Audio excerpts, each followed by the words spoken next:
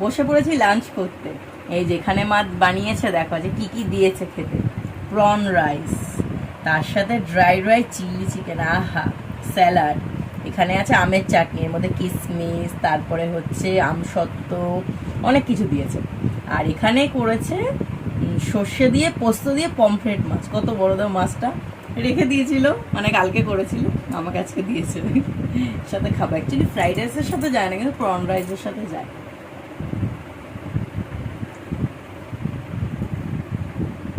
আহ, মা special special lunch বানায় এখানে আসলে। আহা, আমি মনে হয় সপ্তাহে 2-3 দিন করে আসি, খাই বসে বসে আস্তে আস্তে। দারুণ হয়েছে, দারুণ হয়েছে। মানে আমি এর আগেও খেয়েছি, আজকে দুর্ধর্ষ হয়েছে, বেটা দারুণ।